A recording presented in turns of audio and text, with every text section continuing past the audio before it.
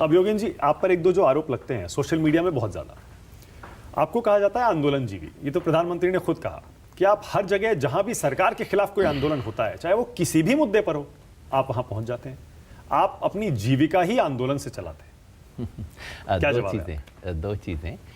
देखिए, कुर्सी जीवी होने से तो अच्छा है आंदोलन जीवी बनना। एक मायने में तो मैं इसको बिल्कुल आलोचना मानता ही नहीं हूँ। अगर वो कह रहे हैं कि आदमी हर जगह डंडे खाता है, हर जगह पे आलोचना सहता है, सड़क पे रहता है, एसी कमरों में रहने के बजाय सड़क पे रहना, सरकार के जूते चाटने के बजाय सरकार के खिलाफ खड़े होना, आमतौर पे ये किसी सभ्य समाज में बड़ी प्रशंसा की चीज़ें मानी जाएंगी। एक तो ये बात है।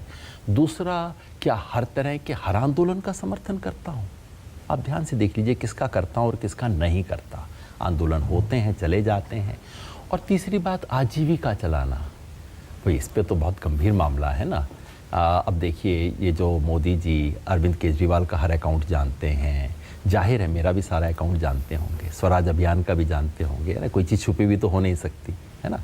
क्यों नहीं अब तक कोई केस वेस कर दिया भाई, अगर आजीविका चला रहे हो? जीविका से मतलब मीडिया में आने के लिए आप उन आंदोलनों में पहुंच जाते हैं। अब जैसे किसान आंदोलन, बोलते किसान तो है नहीं, कहाँ किसान आंदोलन में पहुंच गए आप?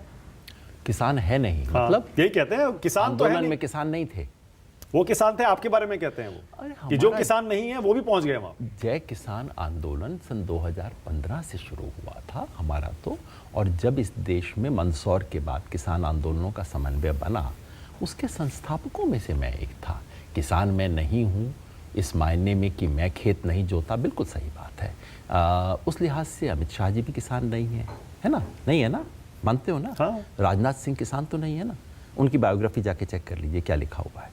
उनका पार्लियामेंट का हुजू दोनों को किसान बताता है ना। वैसे मेरे पास भी 4 एकड़ ज़मीन है भाई, मैं खुद उस पर नहीं करता, और अभी हाल ही में तो उसमें से 2 एकड़ हमने गांव को दे दिया है कि वहाँ पर खेती होती है उस पर। खेती तो होती है भाई, सरसों होती है, बाजरा होता है, गेहूँ होता है। आके देख योगेन जी, सहारनवास गांव है। मैंने तो एक बार तंग आके उनको खसरा नंबर हरियाणा का रेवाड़ी जिला जो है, रेवाड़ी से जाइए तो नारनौल की तरफ या महेंद्रगढ़ की तरफ पहला गाँव आता है सहारनवास, जो मेरा पैतृक गाँव है। कोई ऐसा मैंने कुछ खास किया नहीं। तो ये पुश्तैनी जमीन है? पुश्तैनी जमीन है। तो आपने बचपन में वहाँ खेले होंगे आप उन्हीं खेतों? खेले, घूमे, देखा, ये सब चीज़ें। ज़्यादा समय एक छोटे शहर में मेरा बीता। गांव में मेरी परवरिश। कौन से शहर में? ये राजस्थान में एक छोटा सा शहर है श्रीगंगानगर। तो मेरी परवरिश सारी वहाँ की है। तो अगर आप पूछें तो वहाँ कैसे पहुँच गए? पिताजी नौकरी करते थे, पिताजी वहाँ कॉलेज में प्रोफेसर थे, माँ स्कूल में टीचर थी। तो मेरा बचपन सारा बड़ा अजीब और बहुत ही एक बड़ा अजीब कह लीजिए, बहुत सुंदर शहर। मतलब है राजस्थान में, भाषा पंजाबी, पंजाबी और बागड़ी बोलने वाले। वहाँ गांव के नाम पता है क्या होते हैं? क्योंकि वो बिल्कुल नया इलाका था, कैनाल का एरिया था, तो उसका गांव का नाम होगा 2CC। 2CC ZB4 इस तरह के गांव के नाम है वहाँ, क्योंकि बिल्कुल कैनाल एरिया में बसाया गया था।